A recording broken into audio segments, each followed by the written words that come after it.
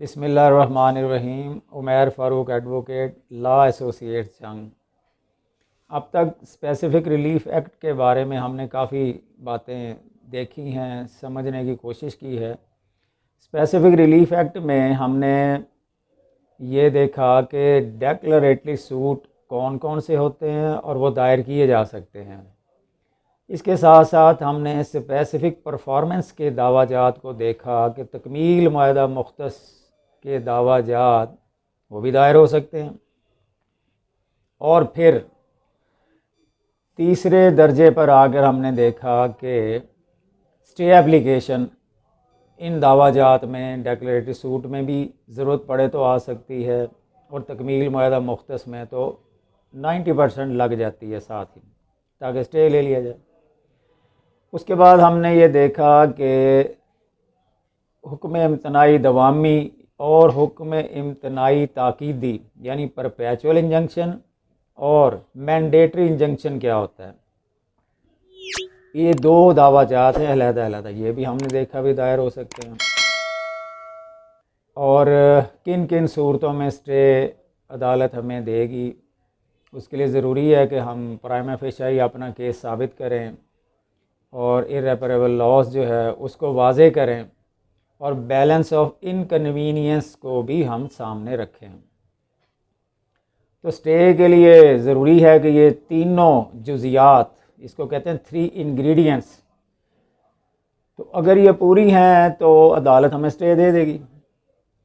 अब आखिर में आज हम इसको कंक्लूड करते हुए पहुँचे हैं, तो इसमें 11 लीगल पॉइंट्स हैं, लीगल फैक्ट्स कह लें, लीगल सिचुएशन कह लें कि अगर ये होगी तो स्टे नहीं मिलेगा। पहले हम अब तक देखते चले आए कि स्टे कैसे मिलेगा। अब स्पेसिफिक रिलीफ एक्ट ने हमें बताया कि इन पॉइंट्स की मौजूदगी में स्टे आपको नहीं मिलेगा।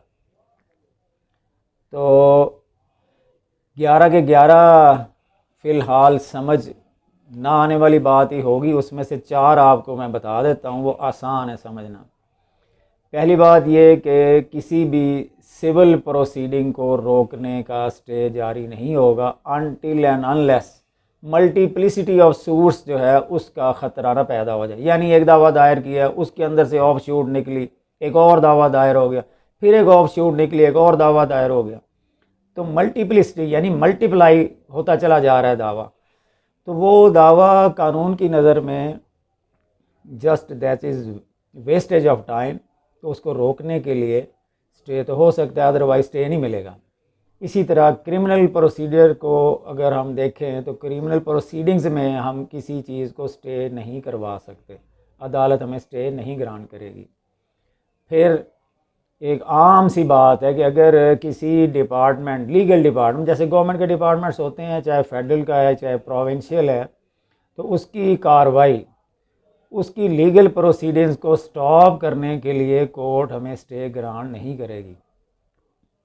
मसलन हम कहते हैं कि एक डिपार्टमेंट है, वो किसी से अपना टैक्स रिकवर करना चाहता है, तो अगर वो राइट पे है, टैक्स रिकवरी ठीक है, तो उसको कोई नहीं रोक सकता, वो करनी ही करनी है।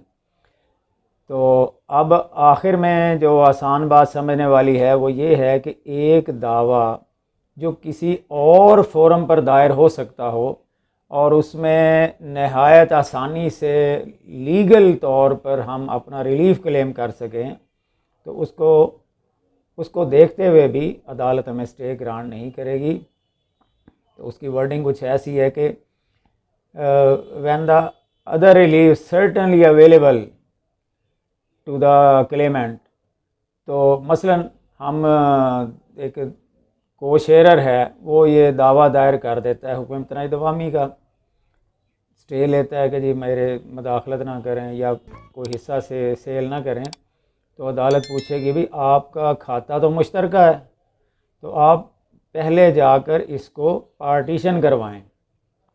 तो इक्वली एफिकेशियस रेमेडी ये है कि आप दावा तकसीम दायर करें। वो अगर एग्रीकल्चर लैंड है तो रेवेन्यू साइड पे हमें जाना पड़ेगा, और अगर प्रॉपर्टी है, रेजिडेंशियल है, कमर्शियल है, यानी नॉन एग्रीकल्चर है, तो नॉन एग्रीकल्चर के लिए हमें सिविल कोर्ट में आना पड़ेगा। और यहाँ आकर हमें पार्टीशन सूट फाइल करना पड़ेगा। तो इस तरह ये 4-5 चीज़ें हैं, बाकी मुख्तलिफ हैं, वो with the passage of time बड़ी गहराई से समझने वाली बात है, समझ भी आ जाएंगी। फ़िलहाल जो ज़्यादा कॉमन यूजेज में आने वाली बातें हैं ना, वो यही हैं, इनकी मौजूदगी में कोर्ट हमें स्टे ग्रांट नहीं करेगी। और इससे पहले जितनी भी हमारी कन्वर्सेशन हुई आपस में, हमने समझने की कोशिश की, उसके लिए डिस्क्रिप्शन में लिंक मौजूद है, जो आप देखना चाहेंगे वहाँ आपको अवेलेबल होगा, समझना चाहें अवेलेबल होगा। और अगर कोई क्वेश्चन हो, जहन में कोई बात आए, तो आप कमेंट्स में उसको कर सकते हैं, ताकि फिर उसका किसी वक्त हम जवाब दे सकें। इस ज़मन में आखिर में मैं ये अर्ज़ करता चलूँ कि ये सेक्शन अभी जो हमने स्पेसिफिक रिलीफ एक्ट का पढ़ा है कि इसमें 11 पॉइंट्स थे जिनकी मौजूदगी में अदालत हमें स्टे ग्रांट नहीं करेगी, तो 4-5 मैंने वजाहत की है। बकिया के बारे में अगर ज़रूरत महसूस हुई, आपके ख़्याल में मुझे वो पॉइंट्स भी एलेबोरेट करने चाहिए, तो मैं बाद अज़ां किसी वक्त ज़रूर बकिया पॉइंट्स पे भी इसी तरह एक वीडियो बनाकर आपकी खिदमत में पेश कर दूंगा। तो यकीनन कुछ ना कुछ वजाहत मेरे कहने से होती चली जाएगी।